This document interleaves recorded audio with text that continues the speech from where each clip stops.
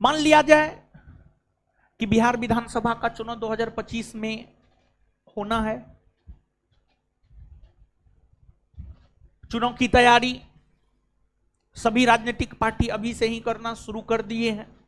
Sorry छोड़िए, मान लिया जाए नीतीश कुमार जो कि बिहार के मुख्यमंत्री हैं, 15 अगस्त को गांधी मैदान में झंडा फहराने आएंगे और झंडा फहराएंगे। कुछ ऐसे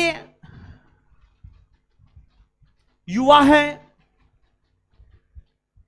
जो नीतीश कुमार की सभा में बम धमाका करने की योजना बना रहे हैं और अगर किसी भी सार्वजनिक स्थल पर प्रधानमंत्री, मुख्यमंत्री, राष्ट्रपति, राज्यपाल का सभा होना होता है तो वहां की सुरक्षा कई दिन पहले से किया जाना प्रारंभ हो जाता है। आपको नजर नहीं आएगा, लेकिन वहां की घेराबंदी कई दिन पहले से हो जाता है। इंटरनल सिक्योरिटी के लोग सभा स्थल के आसपास सक्रिय हो जाते हैं।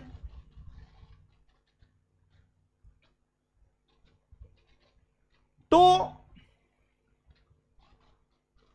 15 अगस्त को नीतीश जी झंडा फहराने गांधी मैदान आएंगे। कुछ युवा उनकी सभा में बम धमाका करने की योजना बना रहे हैं।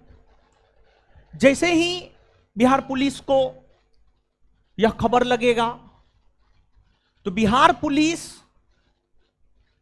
उस घटना को अंजाम देने से पहले ही घटना को अंजाम देने वाले युवाओं को चिन्हित कर लेंगे और उन्हें अरेस्ट कर लेंगे।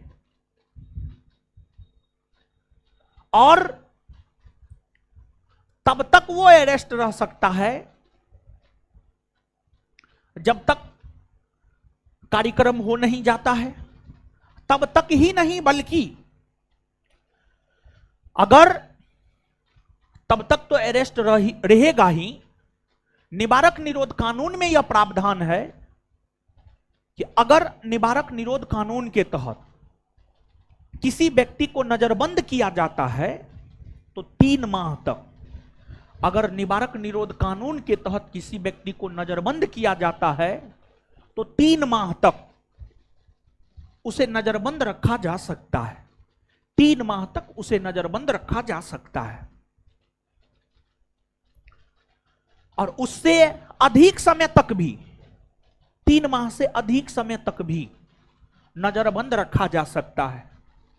लेकिन उसके लिए एक सलाहकार बोर्ड का गठन किया जाता है और सलाहकार बोर्ड अगर यह सिफारिश करता है, सलाहकार बोर्ड अगर यह सिफारिश करता है कि नहीं ये बहुत खतरनाक है, इसे 3 माह नहीं और इसे बंद रखा जाना चाहिए, तो सलाहकार बोर्ड के सिफारिश पर 3 माह से ज्यादा समय तक भी उसे नजरबंद रखा जा सकता है।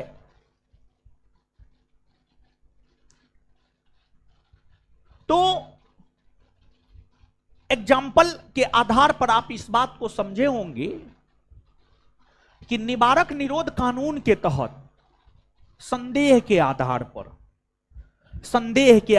पर निवारक निरोध कानून के तहत संदेह के आधार पर घटना को अंजाम देने वाले व्यक्ति को घटना को अंजाम देने से पहले ही नजरबंद कर दिया जाता है ताकि घटना को अंजाम नहीं दिया जा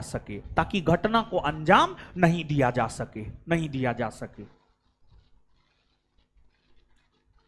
और विशेष तौर पर भारत की आंतरिक सुरक्षा, इंटरनल सिक्योरिटी को पुख्ता बनाने के लिए बेहतर बनाए रखने के लिए हमारे संविधान में निवारक निरोध कानून को लेकर प्रावधान किया गया है। सामान्य तौर पर किसी भी लोकतांत्रिक देश में इस प्रकार की व्यवस्था आपको नहीं देखने को मिलेगा। किसी भी लोकतांत्रिक देश में इस प्रकार की व्यवस्था नहीं देखने को मिलेगा, लेकिन अपने देश भारत में इस प्रकार की व्यवस्था है। यह अपने आप में एक अजूबा व्यवस्था है। और जो आपको निवारक निरोध कानून है, समय समय पर कई सारे निवारक निरोध कानून आए हैं। POTA, prevention of terrorism act, TADA, terrorist and dispersive, हां ऐसे है एक्ट। और इसके बाद जो है MISA, maintenance of internal security act, NSA, national security act, ये सब भारत के प्रमुख निवारक निरोध कानून है। एक बात आप जानिए, निवारक निरोध कानून को संविधान की आवश्यक बुराई बतलाई गई है। निवारक निरोध कानून को संविधान की आवश्यक बुराई बतलाई गई है। मतलब यह भारतीय संविधान की एक प्रकार से बुराई है। भारतीय संविधान में इस प्रकार के जो प्रावधान है, ये कोई अच्छे प्रावधान नहीं है। लेकिन भारत में जिस प्रकार लोग अपने राइट्स का उल्लंघन करता है, अपने राइट्स का उल्लंघन करता है, तो इसलिए इसका होना भारत जैसे अधिक आबादी वाले देशों में एकदम जरूरी है।